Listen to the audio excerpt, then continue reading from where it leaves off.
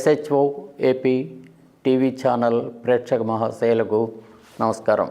నాకు నచ్చిన పుస్తకం అని చెప్పవలసినటువంటి కర్తవ్యాన్ని నాకు ఆదేశించారు. ఒక కథ రావూరి భరద్వాజ గారి చిన్న కథ, కానీ దాని వెనక ఎంత లోతుందో, కథ ప్రత్యక్షంగా చెప్తున్న మాటలు ఏమిటో, ఏ ఉద్దేశంతో వాటిని చెప్పారు అని పాఠకుల మెదళ్లను కదిలించే నవల అది. ఇప్పుడు మరో చిన్న కథను గురించి చూద్దాం. వాస్తవంగా 70 కథల్లో ఏ కథ బాగుంది అని కాదు, అన్ని కథలు బాగానే ఉన్నాయి. వాటిలో కొన్ని మీకు ఎత్తి చూపుతున్నాను అన్నమాట. ఇది గిట్టుబాటు, వల్లూరి శివప్రసాద్ గారు రాసినటువంటి కథని చూద్దాం. ముందుగా ఈ రచయితను పరిచయం చేసుకోవటంలో, ఈయన సామాజిక చైతన్యాన్ని, సంస్కారాన్ని పెంపొందించే సత్సంకల్పంతో ప్రయోగాత్మక రచనలు చేస్తున్న అభ్యుదయ రచయిత వల్లూరి శివప్రసాద్. ఇప్పటికే తాజ్మహల్, బహుమతి కథల సంపుటి, కురిసిన మబ్బు, ముందే మేలుకో కథా సంపుటాలు వెలువరించారు. పలు ప్రధాన పత్రికలు నిర్వహించిన పోటీల్లో 20 కథలకు బహుమతులు అందుకున్న శివప్రసాద్ 60కి పైగా కథలు రాశారు. సుమారు 30 కథలు హిందీలోకి అనువాదమై పలు హిందీ భాషా పత్రికల్లో ప్రచురితమైనాయి. రేపటి పౌరులు నవలతో పాటు 25 దాకా పిల్లల కథలు రాసిన శివప్రసాద్ నాటక రచయితగా కూడా తెలుగునాట సుప్రసిద్ధులు. ఇప్పటికి 5 నాటకాలు, 23 నాటికలు, 6 బాలనాటికలు రాసిన శివప్రసాద్ అనేక నాటకోత్సవాలలో స్వర్ణ నందులను గెలుచుకున్నారు. హింసధ్వని ఆకాశవాణి 2000 సంవత్సరం జాతీయ నాటకోత్సవాలలో ప్రథమ బహుమతి పొందింది. పొట్టి శ్రీరాములు తెలుగు విశ్వవిద్యాలయంచే 2000 సంవత్సరం ఉత్తమ నాటక రచయితగా శ్రీ పైడి లక్ష్మయ్య స్మారక పురస్కారం, 2000 సంవత్సరంలో హింసధ్వనికి ఉత్తమ నాటికగా సాహితీ పురస్కారం అందుకున్నారు. ఇంకా పలు సాహితీ సత్కారాలు స్వీకరించారు. వీరు గుంటూరు జిల్లా అరసం రాష్ట్ర కార్యదర్శిగా పనిచేస్తున్నారు. కొలకలూరు గ్రామంలో 27 ఆగస్టు 55ను జన్మించారు. కరుణ రసాత్మక రచనలు చేయటం శివప్రసాద్ ప్రత్యేకత. అది అతని మానవీయత మూర్తిమంతానికి చిహ్నం. ఇప్పుడు వారి కథ గిట్టుబాటు చూడండి. అంతకు తక్కువైతే కుదరదు, తెగేసి చెప్పాడు కోటేశ్వరరావు. లక్షే చౌదరి నోరు ఎళ్ళబెట్టాడు. లచ్చే నొక్కి చెప్పాడు. మరీ కొండెక్కుతున్నావు, చౌదరయ్య గొంతులో నిష్ఠూరం ధ్వనించింది. వస్తువు బట్టే ఇలువగందా, ఇంతకు ముందు ఎవరికి అంత పెద్ద మొత్తం ఇచ్చింది లేదు. ఎవరి సంగతో నాకెందుకు, నాకు గిట్టుబాటు అయ్యే ధర నేను చెప్పాను. బాగా ఆలోచించు, 80,000 ఇప్పిస్తాను. అప్పటికే 10,000 ఎక్కువ ఇచ్చినట్లు. పైసా తక్కువైనా మాట్లాడొద్దు. జేబులో నుంచి బీడీ తీసి అగ్గిపెట్టె కోసం వెతుక్కుంటూ చెప్పాడు. ఇంకో మాట లేదా, బెదిరింపుగా అడిగాడు చౌదరయ్య. ఉండదు, ఇట్టమైతే రండి, కట్టమైతే పొండి. అగ్గిపెట్టె కోసం లేచాడు. ఆ ఇద్దరి మధ్యన పంచలో జరుగుతున్న సంభాషణ బాణమ్మ చెవిన పడుతూనే ఉన్నది. మనస్సు పని మీద లగ్నం కావటం లేదు. భర్త పొలం బేరం పెట్టినట్లుగా అనిపించింది. రైతులు పండించిన పంటలమ్మి రోజులు గడుపుకోవాల్సింది పోయి పొలాలమ్మి బ్రతకాల్సిన గడ్డు రోజులు వచ్చినందుకు తనలో తాను కుమిలిపోసాగింది బాణమ్మ. ఒకేడు కాకుంటే ఒకేడన్న బాగుండవా, ఆదాయం రాదా, అప్పులు తీరవా, ఒడ్డును పడకపోతామా అన్న ఆశ పెట్టుబడి పెట్టిస్తుంది. ఏ ఏటికా ఏడు ఇంకా ఇంకా ఊబిలోకి దిగబడటమే కానీ ఒడ్డున పడ్డది లేదు. రైతులు గొర్రెదాటుగా పత్తికి రేటు వస్తుందని పత్తేసి, కాదు మిరపకు ఇంకా రేటు వస్తుందని మిరపేసి, కందులకు రేటు ఉంటుందని కందేసి, అయిన కాడికి అప్పులు తెచ్చి అది కాస్త పురుగు మందులకు ఎరువులకు పోస్తే ఏమాత్రం ఫలసాయం చేతకొచ్చింది? దిగుబడి ఉన్న రోజు రేటు పలకదు, రేటున్న రోజు దిగుబడి అంతంత మాత్రం. రైతు ఆశపడటమే కానీ 2 రకాలుగా కలిసి వచ్చి బాగుపడ్డది ఎప్పుడు? వ్యవసాయం కూలిపాటన్నా గిట్టకపోతుండే. రైతన్నవాడు రైంబవళ్ళు పంట పొలాల్లో సాగు చేసి శోకాన్ని పండిస్తున్నట్లు అయిపోయింది. క్వింటాళ్ళు దరిద్రాన్ని దిగుబడి చేసుకుంటున్నట్లు కనిపిస్తోంది. పుట్టిన చోటల అప్పులు తేను, పెట్టుబడి పెట్టను, ఆ వచ్చిందంతా తిరిగి వడ్డీలకు కట్టను. ఈ 4 ఏళ్లలో 3 ఎకరాలు ముదనష్టం అయిపోయింది. మిగిలింది 2 ఎకరాలు. అది అమ్ముకొని ఏమైపోవాలి? బాణమ్మ కళ్ళు తడిమళ్ళు అయ్యాయి. ఏందయ్యా, పొలం బేరానికి పెట్టావా? లోపలకు వచ్చిన భర్తను దీనంగా అడిగింది. కోటేశ్వరరావు బీడీ ముట్టించుకుంటూ ఆమె ప్రశ్నకు వెంటనే సమాధానం చెప్పలేదు. 2 దమ్ములు గట్టిగా పీల్చాడు. అగ్గిపెట్టె భార్య చేతికిస్తూ కళ్ళలోకి చూశాడు. తడి కనిపించింది. అవసరానికి ఏదోటి, అప్పులోళ్ళని ఎన్ని పంటలకని ఆపుతాం, మాట దక్కించుకోలేకపోతే మంచినీళ్లు పుడతాయి అంటే పంచలోకి నడిచాడు. నిజమే, అప్పులోళ్ళు ఇంటి మీదకి ఎగబడి అల్లరి పెడుతున్నారు. అంతకంటే అప్పు తీరే దారి ఏముంది కనుక? కంటతడి ధారలు కట్టి బుగ్గల మీదకు జారకుండా పమిట చెంగుతో కళ్ళొద్దుకుంది రాజమ్మ. చౌదరయ్య ఒక పట్టాన వదలటం లేదు. కింద మీద పెట్టి బేరం ఖాయపరుచుకొని కానీ కదిలేటట్లు లేడు. తను కొనటానికే బేరం చేస్తున్నాడేమో అనుకుంటున్నది బాణమ్మ. ప్రయోజకత్వం అంటే చౌదరయ్యదే. ఊరొచ్చి పట్టుమని 10 ఏళ్ళు కాలేదు. పెళ్ళాం పిల్లలతో బిడ్డలతో వస్తూ సిరంజి 4 మందుబుడ్లు చేతపట్టుకొచ్చాడు. ఉదారంగా రెడ్డిగారి కొష్టంలో కాపురం పెట్టాడు.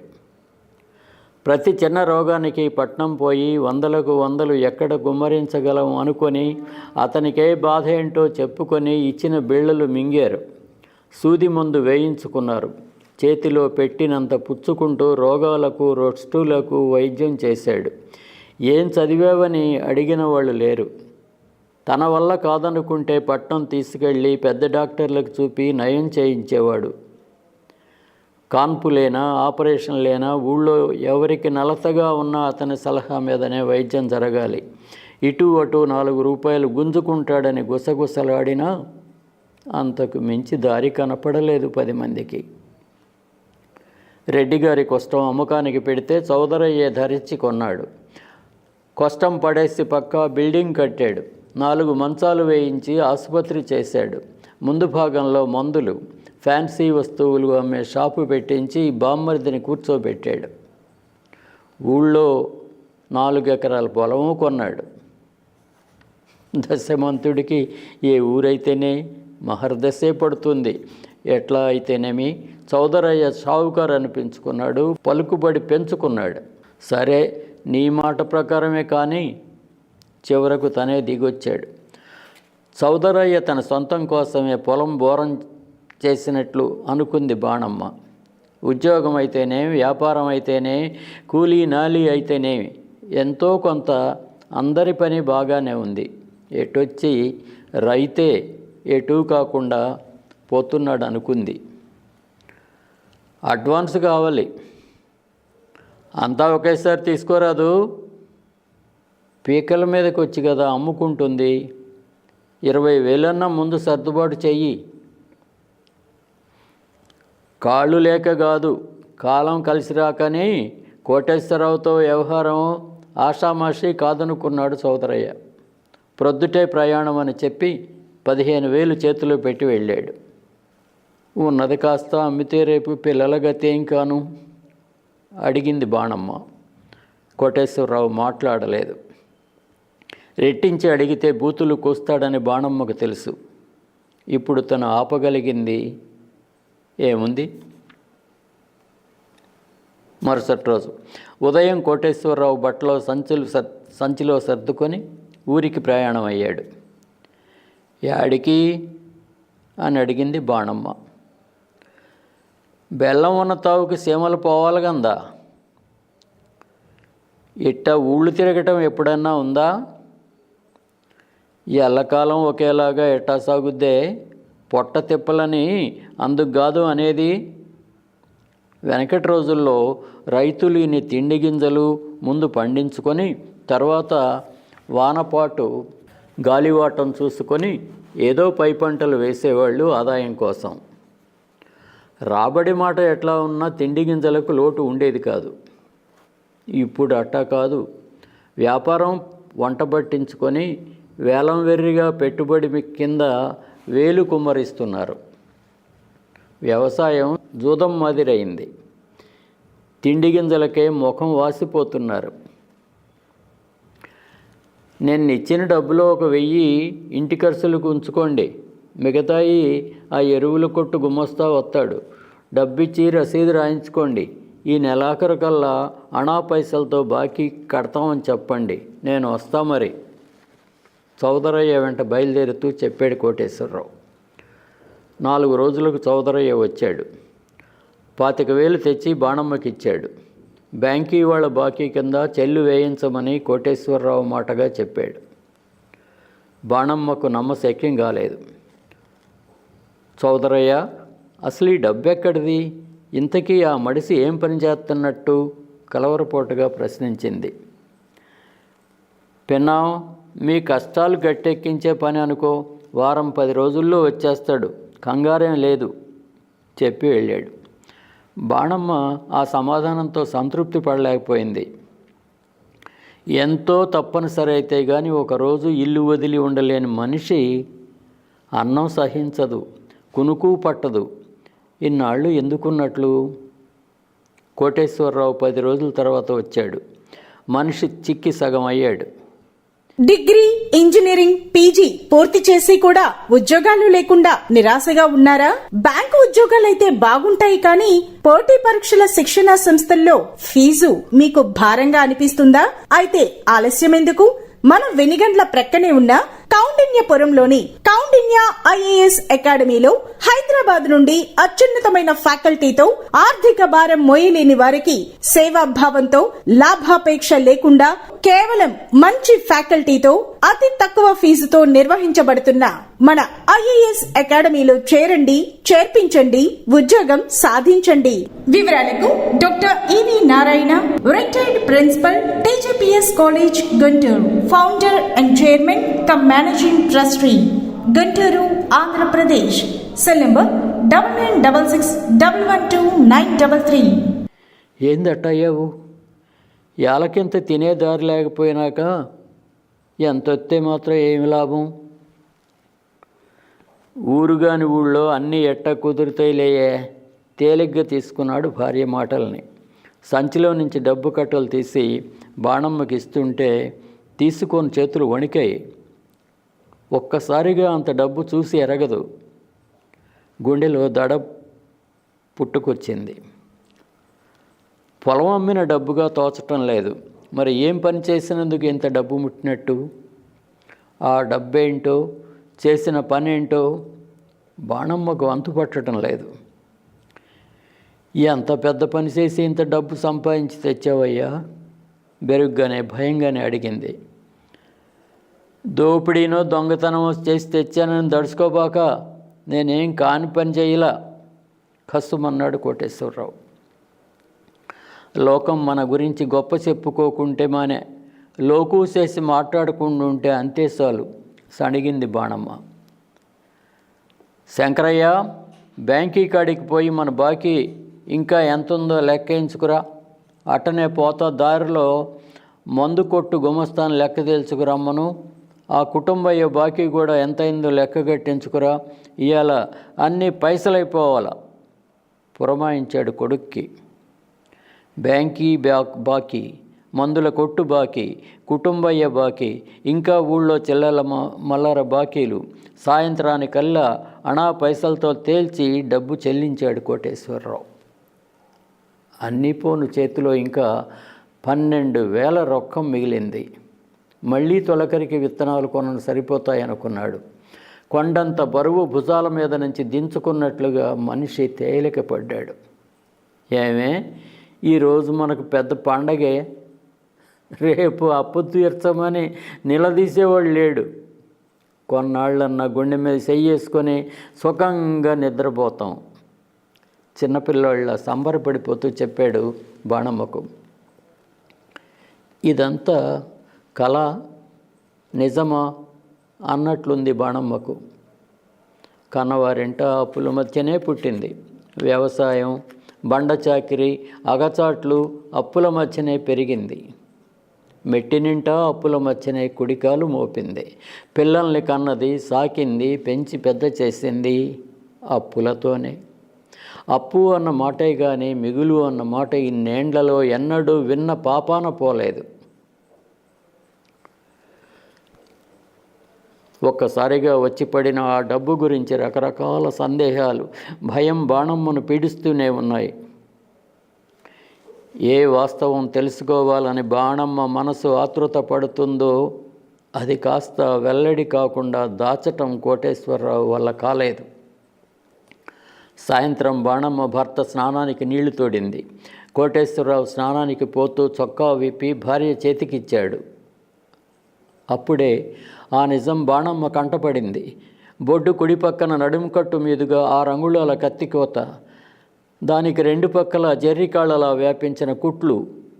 అది కంటపడుతూనే బాణమ్మ గుండె గుభేలుమన్నది. కడుపులో వికారంగా దేవినట్లయింది. వామ్మో, ఆ కత్తి కోతేంది, కుట్లేంది, ఏం చేయించుకొచ్చావు గోలగా అరిచింది. ఓసే, నీ పుస్తలకేం డోకా లేదు, ఉత్తినే అరవబాక సర్ది చెప్పబోయాడు. నీ వాలకం మొదటి నుంచి నాకు అనుమానంగానే ఉంది. కట్టుకున్న దానికంటూ ఇట్టా కారం కొడతావా? సంగతి ఏంటే చెప్పు నిలదీసింది. కళ్ళు, చెవులు, చేతులు, కాళ్ళు మడిసికి 2 ఉన్నట్టే పొట్టలో కూడా కిడ్నీలనే ఉంటాయంట. అవి చెడి పేణం మీద నొచ్చిన వాళ్ళకు మన అసుమంటోళ్ళు ఒకటిస్తే వాళ్ళ పేణం నిలబడుద్ది. మన ఆరోగ్యానికి వచ్చే నట్టం ఏమీ ఉండదంట. ఎవరో పెద్దింటి వాళ్లకు అవసరం పడిందని చౌదరయ్య వ్యవహారం చేస్తే అమ్మిన నెంపాదిగా చెప్పాడు కోటేశ్వరరావు. ఆ మాటలకు బాణమ్మ బెత్తరపోయింది. నిలువెల్లా చెమట పట్టి వణుకు పుట్టింది.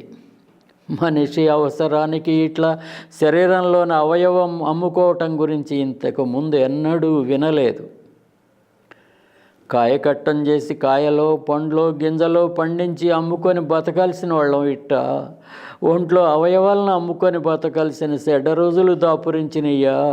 మొగుండి పట్టుకొని బాణమ్మ గొల్లుమంది. ఊరుకోయే, ఏళ్ల తరబడి సేద్యం చేస్తున్నాం. మనం పండించిన పంటకు మనం ధరంగెట్టే దారిలా ఎవడో ధరగడతాడు. మాకు గిట్టదని చెప్పేది లేదు.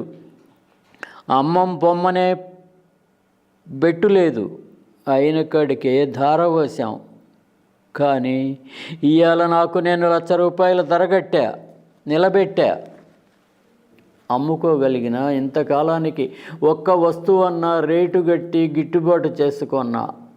అందుకు ఎంతో సంతోషంగా ఉంది ఉద్వేగంతో చెప్పాడు. ఆడి మొదలురా చౌదరయ్య డబ్బాస పెట్టి ఇట్లా కొంపళ్ళు కూల్చడం మొదలుపెట్టాడా? శాపనార్థాలు పెట్టసాగింది. ఊరుకోవే, ₹10 తింటేనే వాడి పుణ్యాన అప్పుల నుంచి బయటపడ్డాం.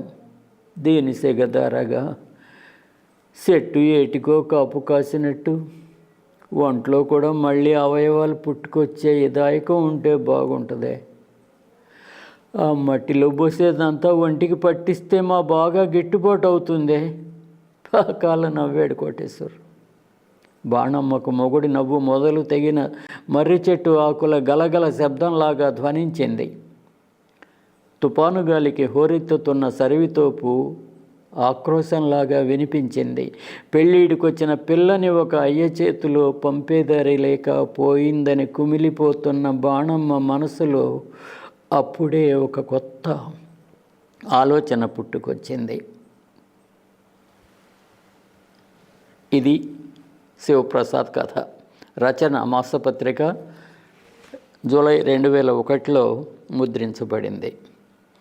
ఇంత మంచి 2 కథలు, చిన్న కథలు, పాత్రలను మన ముందు చూపి నాటకమే మనకి చూపించిందా అనిపించేలాగా సమర్థవంతంగా రాసినటువంటి ప్రతి కథ కూడా దేనికదే ఒక ప్రత్యేకతతో ఉంది.